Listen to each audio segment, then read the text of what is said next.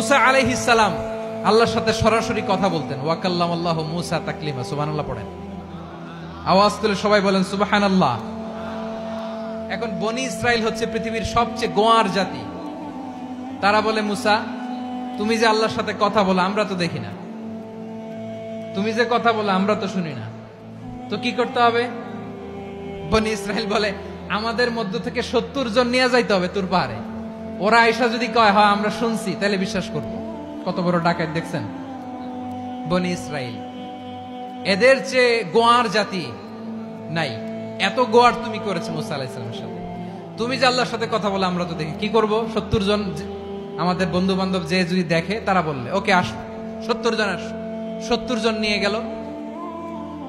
মুসা আলাইহিস সালাম হারুন আলাইহিস সালামকে খেলাফা দিয়ে গেলেন, আল্লাহ ওনাকে নবী বানালেন। মুসা আলাইহিস সালাম বললেন, হারুন খবরদার, বনি ইসরাইলের মধ্যে তাওহীদের বাণী প্রচার করবা, ঐক্য ধরে রাখবা, বিচ্ছিন্ন হতে দিবা না। চলে গেছে।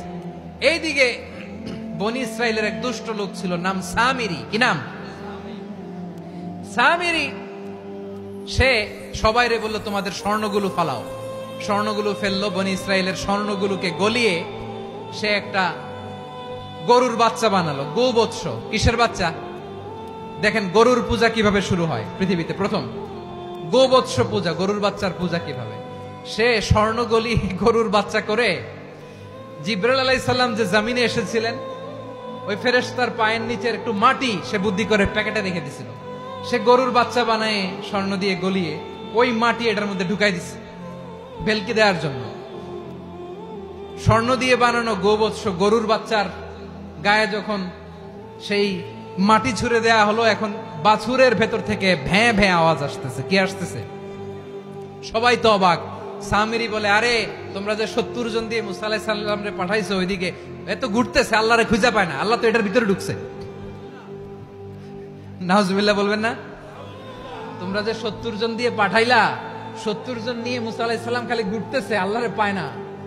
পাবে কেমনে? আল্লাহ তো, নাউজুবিল্লাহ, এটার ভিতরে সেজদা দাও।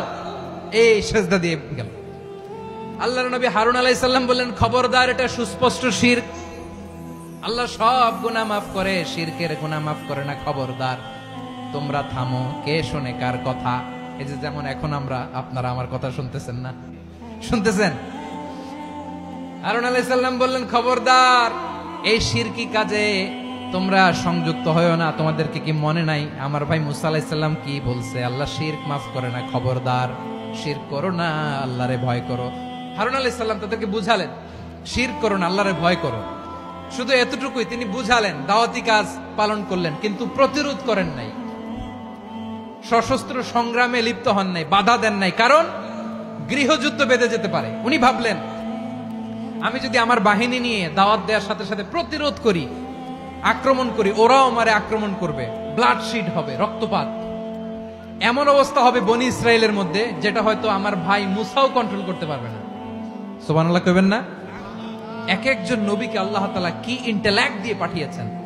তিনি ভাবলেন, আমি দাওয়াতি কাজটাই করি, এটা যে হারাম এটা থেকে শুধু বারণ করি, কিন্তু প্রতিরোধ না করি। আমি যদি ঐক্য ধরে রাখতে পারি, বাকিটা আমার ভাই সামলে নেবে। সুবহানাল্লাহ। হারুন আলাইহিস সালাম প্রতিরোধ করলেন না।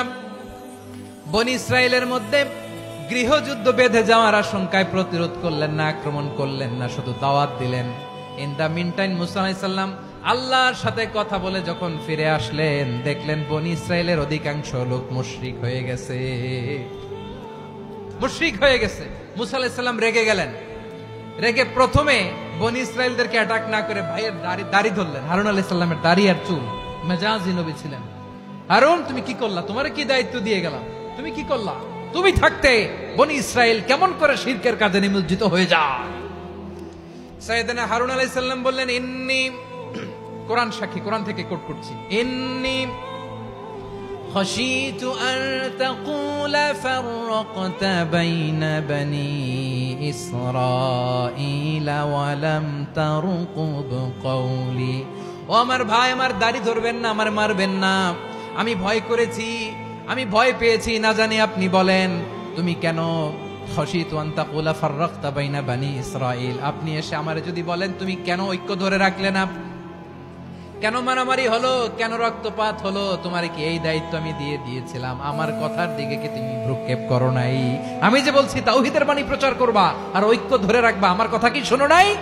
আপনি আমারে ধমকাবেন, এই জন্য আমি প্রতিরোধ করি নাই, আক্রমণ করি নাই, গৃহযুদ্ধ আটকানোর জন্য কিন্তু আমি দাওয়াত দিয়েছি। সুবহানাল্লাহ পড়েন। ঐক্য ধরে রেখেছেন। মুসা আলাইহিস সালাম মুহূর্তেই সামিরীকে আক্রমণ করলেন, অ্যাটাক করলেন, শাস্তি দিলেন। মুহূর্তেই ওই গোবৎস গরুর বাছুরকে ভেঙে চুড়ে মেসাকার করে সাগরের মধ্যে ভাসিয়ে দিলেন। পুরো বনি ইসরায়েলকে আবার তাওহীদের উপর প্রতিষ্ঠিত করলেন। পড়েন সুবহানাল্লাহ। এই ঘটনা থেকে শিক্ষা কি? শিক্ষা হচ্ছে আপনি শিরকের আড্ডাখানা দেখলেও বৃহৎ স্বার্থে তাওহীদের দাওয়াত দিবেন, প্রয়োজনে আপনি ঐক্য নষ্ট করবেন না। সুবহানাল্লাহ পড়বেন না?